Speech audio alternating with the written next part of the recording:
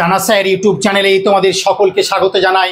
আজকে আমরা অত্যন্ত গুরুত্বপূর্ণ একটি টপিক, কম্পিটিটিভ পরীক্ষায় প্রশ্ন হয় না এমন টপিকটা নয়, অত্যন্ত গুরুত্বপূর্ণ টপিক, যেখানে কোশ্চেন একাধিক দিচ্ছে। এক একটা পরীক্ষায় আমরা দুটো তিনটে পর্যন্ত কোশ্চেন পাচ্ছি, পুরো সায়েন্টিফিক করে ছকে দেওয়া হবে। জানা স্যার ইউটিউব চ্যানেল একমাত্র চ্যানেল যেখানে ইতিহাস পড়ানো হয়, লাইভ ক্লাস হয়। কিন্তু প্রত্যেকের কাছে আবেদন, ভিডিওটা মন দিয়ে শুনবেন, আপনারা প্রচুর প্রচুর উপকার পাবেন। প্রত্যেকটা গ্রন্থের সুষ্ঠু ব্যাখ্যার জন্য নেটশিটে বইটা কিনে নেবেন বা নতুন কুল সার্ভিস বইটা কিনে নেবেন। পশ্চিমবঙ্গের সবচেয়ে জনসমর্থিত বই এখন কিন্তু ওটা, আপনারা পড়বেন। প্রচুর পরিমাণে টেক্সট এবং এমসিকিউ করে দিয়েছে। গভর্নমেন্ট প্রশ্নের চারিদিক দিয়ে সমাহার, আপনি কোনো বই পাত্তা করতে পারবেন না, বইটা পড়বেন। এই টপিকটা মন দিয়ে শুনুন, আশা করি খুব খুব ভালো লাগবে। যে ব্যক্তিগুলোতে কোশ্চেনগুলো দেয় বা যে গ্রন্থগুলো দিতে পারে বলে মনে হয়েছে আমার বা দিয়েছে, সবগুলো চোখে দিয়েছি। শুধু গ্রন্থগুলো বলবো তাই নয়, গ্রন্থের সাল উল্লেখ করব, কি ভাষা উল্লেখ করব, এবং মাঝে মাঝে বেশ কিছু ডেটা বলবো, যেটা বর্ণ পরিচয় বা জানা স্যারের বলে বৈশিষ্ট্য, বেশ কিছু ডেটা আপনাকে নাড়িয়ে দেয় এবং সেগুলোই কিন্তু পরীক্ষার বুমেরাং হয়ে যেতে পারে। তাই গেম চেঞ্জার একেবারে প্রশ্নগুলো কিন্তু জানা স্যারের বই তোমাকে হেল্প করে দিতে পারে, জানা স্যারের ক্লাস আপনার হেল্প করে দিতে পারে। যারা এখনও যোগাযোগ করতে পারোনি, জানা স্যারের পার্সোনাল পেজে চলে এসো বা জানা স্যারের বইগুলো আপনারা কিনুন, পশ্চিমবঙ্গের সেরা কিছু পেয়ে যাবেন। কিন্তু শুরু করছি গুরুত্বপূর্ণ গ্রন্থ। একবারে প্রথমে রেখেছি আমরা মহাত্মা গান্ধী। স্টেট ব্যাংকের পিওতে একটি পরীক্ষা দিয়েছিল যে গান্ধীজি কোন বইটি এসএস আরাবিয়া নামক জাহাজে বসে লিখেছিলেন। তো গান্ধীজি জাহাজে বসে লিখেছিল হিন্দ স্বরাজ বইটি। 1909 সালে বইটি প্রকাশ পেয়েছিল, মনে রাখবেন, খুব ভালো করে মনে রাখবেন। আর একবার বলবো, তাহলে গান্ধীজি হিন্দ স্বরাজ বইটা 1909 সালে লিখেছিল এবং এই গ্রন্থটির শতবর্ষ 2009 হয়। এবং মনে রাখবে চার্লস ডারউইন 1859 সালে লিখেছিল origin of species by means of natural selection. এই গ্রন্থটির শতবর্ষ পূর্ণ হয়েছে যে বছর, সে বছর চার্লস ডারউইনের গ্রন্থটি 150 বছর পূর্ণ হয়েছে। পরীক্ষায় দিয়েছিল যে চার্লস ডারউইনের কোন গ্রন্থটি 150 বছর পূর্ণ করল 2009 সালে। ওই বছরই দেখেছি টাপ সিলেকশনের কোশ্চেন ধরেছে গান্ধীজির কোন গ্রন্থের শতবর্ষ পূর্ণ হয়েছে। আবার টালা ট্যাঙ্ক দ্বিতীয় মিন্টু উদ্বোধন করলেন কলকাতাবাসীকে জলধার দেওয়ার জন্য 1876 সালে। 1876 সুরেন্দ্রনাথ বন্দ্যোপাধ্যায় প্রতিষ্ঠা করলেন কলকাতা কর্পোরেশন। আর 1899 সালে লর্ড কার্জন কলকাতা কর্পোরেশনের আইন তৈরি করলো। আর 1909 সালে কলকাতাবাসীকে ভালো জল দেওয়ার জন্য ব্যারাকপুরের ফলতা থেকে জল নিয়ে আসা হলো এবং তৈরি টালা ট্যাঙ্ক। মনে রাখবেন এশিয়ার প্রথম সে জলাধার। দ্বিতীয় বিশ্বযুদ্ধে 22খানা ফুটো করে দেওয়া হয়েছিল টালা ট্যাঙ্কের। আর এই টালা ট্যাঙ্ক উদ্বোধন হয় 2009 সালে। 1909 উদ্বোধন, তার শতবর্ষ 2009 সালে। টালা ট্যাঙ্কের শতবর্ষ 1909 থেকে 2009। 1909 প্রতিষ্ঠা টালা ট্যাঙ্ক, সেই কলকাতা টালা ট্যাঙ্কের শতবর্ষ 2009। এক চার্লস ডারউইনের origin of species by means of natural selection, সেটা প্রকাশ পায় 1859, তার 150 বছর 2009। গান্ধীজির হিন্দ স্বরাজ বইটি শতবর্ষ, এটা বলতে পারি আমরা। আবার দেখো 1859 সালের পাবনা বিদ্রোহ, 1859 সালের নীল বিদ্রোহ। পাবনা বিদ্রোহ নীল বিদ্রোহ শুরু হলো 1859-এ, সেই নীল বিদ্রোহ পাবনা বিদ্রোহ 2009। আপনি ইন্টারভিউ দিতে যখন যাবেন তখন বলবেন না স্যার সিলেবাসে ছিল না, আমি এমসিকিউ পড়ে এসেছি, আমার কনসেপ্ট নেই, বলবেন না। আপনি দাঁড়িয়ে দাঁড়িয়ে ফেল করে যাবেন। প্লিজ এখন থেকে বহু সময়, কম সময় নয়, ভয় পাবেন না। সবাই ভয় দেখাচ্ছে, আপনি সাহস করে একেবারে নিজের মতো করে পড়াশোনা করুন, আপন ছন্দে ভালোবেসে পড়াশোনা করুন। আপনি পারবেন পারবেন পারবেন, ভয় পাবেন না। যারা স্যার আছে মোটিভেশন দেওয়ার জন্য। তাহলে হিন্দ স্বরাজ বইটি গান্ধী 1909 সালে প্রকাশ করেন, জাহাজে বসে লিখেছিলেন গ্রন্থটি, মনে রাখবে এটা প্রত্যেকের কাছে। এবারে আসবো গান্ধীজি আত্মজীবনীমূলক বই, মাই এক্সপেরিমেন্ট উইথ ট্রুথ। এতে গান্ধীজি তার জীবনের শৈশব থেকে 1925 সালে ঘটনাগুলো উল্লেখ করে গেছে এবং গ্রন্থটি লিখেছিলেন গুজরাটি ভাষায়। দুটো খণ্ডগুলো মনে রাখবে, সেট পরীক্ষায় দিয়েছিল কয় খণ্ডে লেখা, হেরোডোটাসের বই। তো গান্ধীজির মাই এক্সপেরিমেন্ট উইথ ট্রুথ আত্মজীবনী বইটি কয় খণ্ডে লেখা, 2 খণ্ড, কোন ভাষায় লেখা? প্রথম খণ্ডটি প্রকাশ পেয়েছিল 1927 সালে, 2 বছর পর সেকেন্ড খণ্ড প্রকাশ পায় 1929 সালে। Very very important. আর এই গুজরাটি ভাষায় লেখা গান্ধীজি আত্মজীবনীমূলক বইটি ইংরেজি অনুবাদ করেছিল তার ব্যক্তিগত সচিব মহাদেব দেশাই। রেলের পরীক্ষার কোশ্চেনটা ঘাটবে, আমি দিয়েছি গান্ধীজি পিরিয়ডে, যে গান্ধীজির ব্যক্তিগত সচিব কে ছিলেন? মহাদেব দেশাই, ভোলাবাই দেশাই, তেজ বাহাদুর শাহপুর অপশনে ছিল। আর আশা করি ভুল হবে না, মহাদেব দেশাই গান্ধীজির ব্যক্তিগত সচিব লিখে গেলাম, কমন পেয়ে যেতে পারো।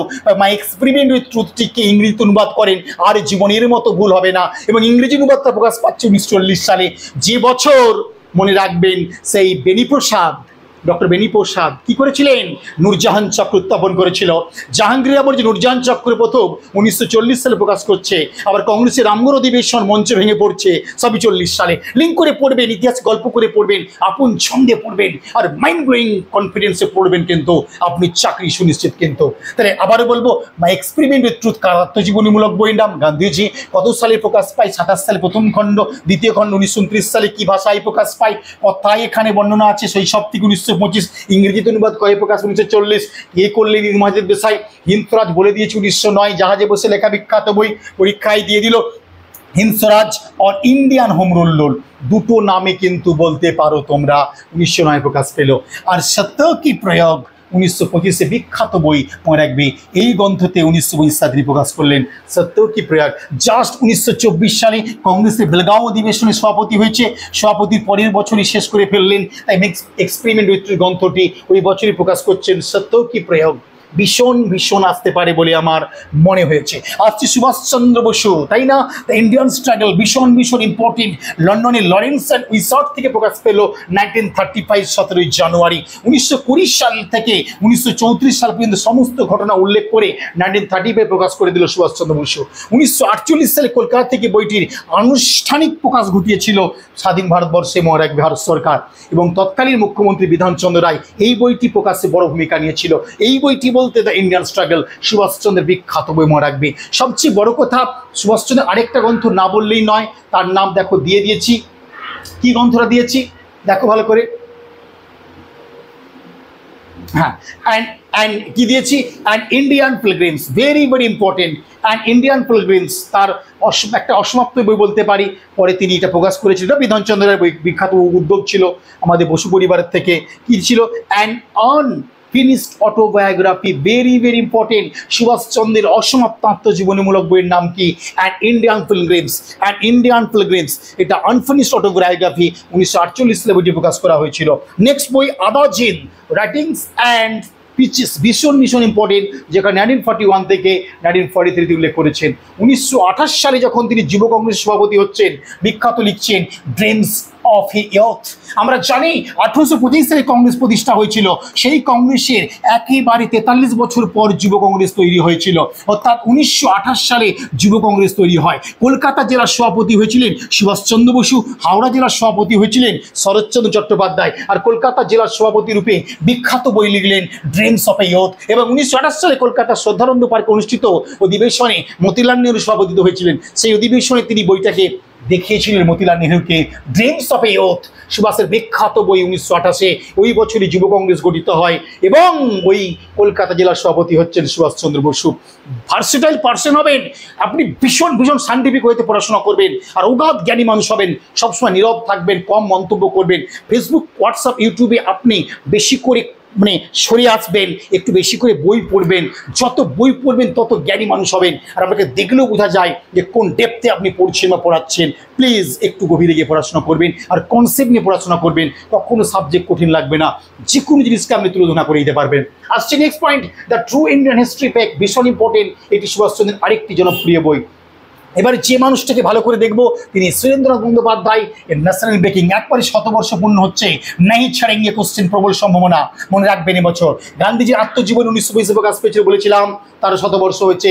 সুরেন্দ্রনাথ বন্দ্যোপাধ্যায়ের ন্যাশনাল ব্রেকিং 1925, এটা কলকাতা থেকে প্রকাশ পেয়েছিল, মনে রাখবে। এর একটি অনুষ্ঠান লন্ডনে গিয়েও করা হয়েছিল, কিন্তু প্রকাশটা কলকাতাতে করে দেওয়া হয়েছিল। আরেকটা বিখ্যাত গ্রন্থ দিয়েছে 1909, যে বছর গান্ধীজির হিন্দরাজ প্রকাশ পাচ্ছে, সেই বছর সুরেন্দ্রনাথ প্রকাশ পাচ্ছে the trumpet voice of India, ভীষণ ভীষণ ইম্পর্টেন্ট গ্রন্থ। এটা তো রিপিট আর রিপিট কোশ্চেন। তিলক, যাকে ভারতের বিক্ষোভের জনক বলা হয়, কে বলেছেন? ইংরেজ ঐতিহাসিক ভ্যালেন্টাইন চিরল। ইংরেজ ঐতিহাসিক ভ্যালেন্টাইন চিরল তিলককে বলেছে অনরেস্ট ম্যান অফ ইন্ডিয়া, বা ভারতের বিক্ষোভের জনক, অনরেস্ট ম্যান অফ ইন্ডিয়া। তার বিখ্যাত বইয়ের নাম গীতা রহস্য, এটা পেয়েছি আমরা WBCS এর পরীক্ষায়। অদ্ভুত তথ্য দিয়েছে, সাব সিলেকশনের প্রশ্ন, উত্তরপ্রদেশ এবং ছত্তিশগড়ে PSCর প্রশ্ন দিয়েছে। কর্মযোগ শাস্ত্র কার লেখা? মনে রাখবেন, যদি আপনি MCQ মুখস্থ করে যান ঠকে যাবেন। এখান থেকে তথ্য দিয়েছে, গীতা রহস্য দেয়নি, এর আরেক নাম কর্মযোগ শাস্ত্র। আরেকবার দিয়েছে শ্রীমদ্ ভাগবত গীতা রহস্য কার লেখা? মনে রাখবে তিলকের। 1952 সালে বইটি মারাঠি ভাষায় প্রকাশ পেয়েছিল এবং তিলক যখন ব্রহ্মদেশে ছিলেন মান্দালয় জেলে বন্দী, সেই মান্দালয় জেলে বসে লিখেছিলেন বইটা। আবারও বলবো, যখন বাল গঙ্গাধর তিলক মান্দালয় জেলে বন্দী ছিলেন তখন লিখেছিলেন। বইটির নাম গীতা রহস্য বা কর্মযোগ শাস্ত্র বা শ্রীমদ্ ভাগবত গীতা রহস্য। 1952 সালে বইটি প্রকাশ পেয়েছিল মারাঠি ভাষায় এবং জেলে বসে লেখা, কিন্তু ভীষণ ইম্পর্টেন্ট। এই জেলে বসে লেখা সবচেয়ে জনপ্রিয় বই মান্দালয়ে বসে এই গীতা রহস্য। আর একটা সচিন্দ্রনাথ সান্যালের বন্দি জীবন। Jawaharlal Nehru discovery of India লিখেছিল আহমদনগর দুর্গে বসে। এই দুর্গে বসে জেলগুলো পুরো বইগুলো আমি ছকে দিয়েছি, কোন কোন গ্রন্থগুলো কে কোথায় জেলে বসে লিখেছিল। বইটা একটু পড়বেন প্লিজ, বিশ্বাস রাখবেন। আমি আবারও বলছি, প্রত্যেকটা মানুষ আজ ফলো করছে, আপনি ফলো করুন, উপকার পাবেন, কোনো ক্ষতি হবে না, আপনার প্রচুর লাভ হবে। মনে রাখবেন এটা 20 ডি গুড। আর্টিক অফ দ্য বেদস বিভিন্ন পরীক্ষায় দিয়েছে। আর্টিক অফ দ্য বেদস কার লেখা? বাল গঙ্গাধর তিলকের। ভীষণ ভীষণ কিন্তু important. Arctic of the Veda তিলকের লেখা। আর গোবেদ বেদাস বলছেন মূলাশঙ্কর বা স্বামী দয়ানন্দ সরস্বতী। নেক্সট, রাজপথ রায় ভীষণ ভীষণ দিয়েছে। আনহ্যাপি ইন্ডিয়া বই লেখককে। রিপিট অ্যান্ড রিপিট প্রশ্ন। 1928 সালে বইটি প্রকাশ পেয়েছিল। ইয়ং ইন্ডিয়া ভীষণ ভীষণ ইম্পর্টেন্ট। 1916 সালে আমেরিকায় থাকাকালীন বইটি দিয়ে লিখেছিলেন ইয়ং ইন্ডিয়া, মোরাবেলা রাজপথ রায়। আর ইয়ং ইন্ডিয়া গ্রন্থটা কিন্তু খুব ইম্পর্টেন্ট, পরবর্তীকালে দেখবো ইন্ডিয়ার পত্রিকাও বের করা হবে। তারপরে দিয়েছে অ্যান ইন্টারপ্টার অ্যান্ড হিস্ট্রি 1916 সালে। আর্য সমাজ ভীষণ ভীষণ ইম্পর্টেন্ট। আর্য সমাজের 40 বছর পূর্ণ হচ্ছে। 1875 সালে প্রতিষ্ঠা হয়েছিল। 1915 সালে 1875 থেকে 1925 বছর, 40 বছর পূর্তিতে আর্য সমাজ নিয়ে বই লিখলেন এই লা রাজপথ রায়। আর লা রাজপথ রায় সমসাময়িক যোগ দিলেন আর্য সমাজে চন্দ্রিকা দত্ত, নামটা মনে রাখবেন, Chandrika Dutta. The story of my depression 1908 বিখ্যাত বিখ্যাত বই। বিপিনচন্দ্র পাল, যাকে স্বাধীনতার সিংহ বলছেন চিদম্বরম পিল্লাই, চিদম্বরম পিল্লাইয়ের ভাষায় স্বাধীনতার সিংহ বিপিনচন্দ্র পাল, যার বিখ্যাত বই কলকাতা থেকে প্রকাশিত 1911 সালে সোল অফ ইন্ডিয়া। আবারও বলবো, ভারতত্ত্ব বই লেখক সোল অফ ইন্ডিয়া লিখছিলেন বিপিনচন্দ্র পাল। বইটি কলকাতা থেকে প্রকাশ পায় 1911 সালে। তার বিখ্যাত বই দ্য নিউ ইকোনমিক মেন্স 1920 সালে প্রকাশ পায়। বইটি মাদ্রাজ থেকে।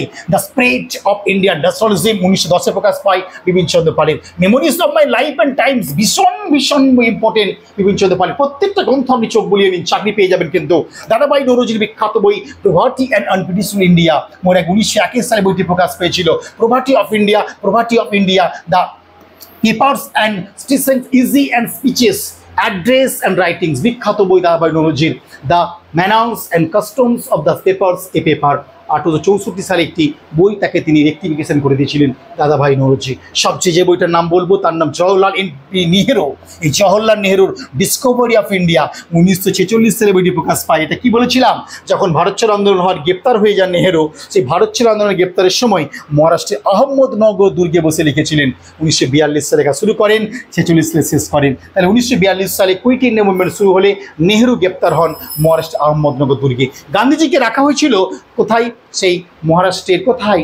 আগা খা রাজপ্রাসাদে। আর নেহরুকে, রাজেন্দ্র প্রসাদকে, প্যাটেলকে সব নিয়ে গিয়ে রাখা হলো আহমদনগর দুর্গে। আর ওই দুর্গে বসে নেহরু লিখলেন ডিসকভারি অফ ইন্ডিয়া, বাংলায় যাকে বলি ভারত আবিষ্কার। 42 শুরু, 46 শেষ, আর 1946 কিন্তু বইটা প্রকাশ ঘটিয়ে দেওয়া হলো। ভীষণ ভীষণ ইম্পর্টেন্ট।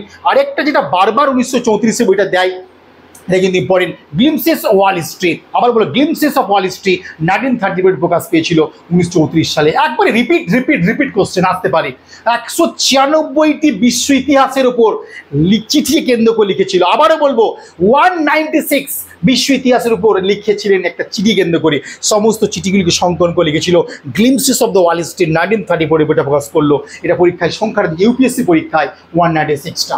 বিশেষত 1930 থেকে 33 সালে ঘটনাগুলি উল্লেখ করা রয়েছে গ্লিমসেস অফ ওয়াল স্ট্রিট বইয়ে। নেক্সট, সোভিয়েত রাশিয়া, ভারত কোন পথে, অ্যান অটোবায়োগ্রাফি, ভীষণ ইম্পর্টেন্ট। অ্যান অটোবায়োগ্রাফি কার লেখা? রিপিট কোশ্চেন, আর ভুল করবো না। 1936 সালে দিয়েছিল। ইন্দিরা গান্ধীকে লিখছেন letters from a father's to his daughter. 1929 সালে ইন্দিরা গান্ধীকে লিখছেন সিমলাতে থাকাকালীন। মনে রাখবে, সিমলায় যখন থাকছেন তখন এলাহাবাদ হাইকোর্টে আইনজীবী নেহরু লিখছেন letters from a father's to his daughter, মানে ইন্দিরা গান্ধীকে লিখছেন। কে? পিতা জওহরলাল নেহরু। 1929। একদিকে পূর্ণ স্বরাজ, একদিকে বারবার খোঁজ নিচ্ছেন। 1917 সালে জন্ম, মনে রাখবে ইন্দিরা গান্ধীর। 1929 লিখছে, অর্থাৎ 12 বছর বয়স প্লাস তখন ইন্দিরা গান্ধী লিখছেন জওহরলাল নেহরু। মনে রাখবে এটা। আসছি দাদাভাই নৌরোজি, তোমাদের বলেছি প্রপার্টি অ্যান্ড আনব্রিটিশ ইন্ডিয়া আগে বলেছিল, দেখে নেবে একটু। শ্রীপাদ অমৃত ডাঙ্গে রিপিট অ্যান্ড রিপিট প্রশ্ন 1921 সালের শ্রীপাদ অমৃত ডাঙ্গে, এসে ডাঙ্গে অপশনে থাকবে Gandhi versus Lenin. Repeat and repeat প্রশ্ন, গান্ধী বনাম লেনিন বইয়ের লেখক শ্রীপাদ অমৃত ডাঙ্গে 1921 সালে প্রকাশ পায়। দ্য সোশিয়োলজিস্ট, ভীষণ ইম্পর্টেন্ট, এটি একটি মার্ক্সবাদী জার্নাল, পরের বছর 1922 সালে প্রকাশ পেয়েছিল। তিলকের গ্রন্থগুলো আমরা বলে এসেছি ইতিমধ্যে, আপনারা ভালো করে একবার দেখে নেবেন। তো তিলক এবং দাদা ব্যানার্জি আগেই করে দিয়েছি, আর বলছি না, দেখে নিতে পারো। আর সে animation wake of India, repeat প্রশ্ন, বিভিন্ন পরীক্ষায় দিয়েছে। ওয়েক অফ ইন্ডিয়া 1913 সালে মাদ্রাজ থেকে প্রকাশ পেয়েছিল এবং অ্যানিমেশন কিন্তু মাদ্রাজ থেকে নেতৃত্ব দিয়েছিল হোম লন্ডনের পরবর্তীকালে। The future of Indian politics 1922 সালে এই গ্রন্থটি লন্ডন থেকে প্রকাশ করেছিল অ্যানিমেশন, যাকে ভারতের বিপ্লবের দাদিমা বলা হয়। কংগ্রেসের প্রথম মহিলা প্রেসিডেন্ট 17 সালে হয়েছিলেন, মনে রাখবে, আর কেউ নন animation. Maulana Abul Kalam Azad India wins freedom বলে বলে কোশ্চেনটি কমন আসতে পারে, 1900 সালে বোম্বাই থেকে প্রকাশ পেয়েছিল। এবং ঘুবর কি খাইরাত, ভীষণ ভীষণ ইম্পর্টেন্ট, 1946 সালে লিখছেন মৌলানা আবুল কালাম আজাদ ঘুবর কি খাইরাত, আগে দেখবি। আর বেসিক কনসেপ্ট অফ দ্য কোরআন, আরেকবার বলবো, বেসিক কনসেপ্ট অফ দ্য কোরআন 1958 সালে, একেবারে মৃত্যু বছরেই তিনি লিখছেন, শেষ গ্রন্থ এটাই, বেসিক কনসেপ্টস অফ দ্য কোরআন। কে লিখছেন না স্বাধীন ভারতের প্রথম শিক্ষামন্ত্রী মৌলানা আবুল কালাম আজাদ, যিনি বিধানচন্দ্রের উদ্যোগে খড়গপুর আইআইটি প্রতিষ্ঠা করতে গিয়েছিলেন, মনে রাখবেন এটা।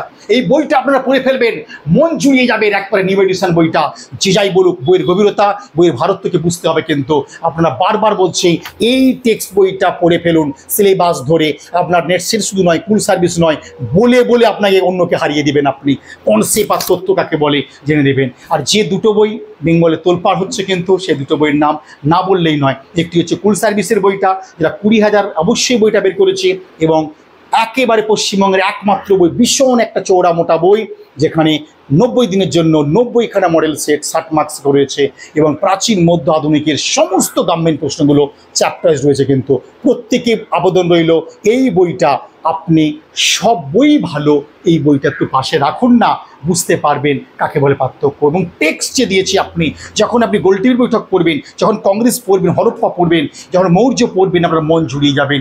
যখন ফিরোজ তুগলক, আলাউদ্দিন খলজি পড়বেন, বিজয়নগর পড়বেন, আশা করি আপনি বুঝতে পারবেন স্যার কতটা পরিশ্রম করেছে ছাত্রছাত্রীদের জন্য। আর ইউরোপ বইটা কিন্তু অবশ্যই স্টাডি করবেন, যেমন টেক্সট তেমন চ্যাপ্টার ওয়াইজ এমসিকিউ, ব্যাখ্যা সহকারে। পশ্চিমবঙ্গ কোনো ইউরোপের ব্যাখ্যা এমসিকিউ পাবেন না, একেবারে 1790 থেকে 1945 টোটাল সিলেবাস ধরে একবার ধরে ধরে অপশনগুলো করে ব্যাখ্যা করে দিয়েছি। আপনি পড়ুন, অনেক অনেক উপকার পাবেন। আর এরপরও যাতে মনে হবে একটু কোর্স করব, আসতে পারেন স্যারের কাছে। আজকে বন্ধু রইল, বাই, দেখা হচ্ছে নেক্সট ভিডিওতে। ওকে।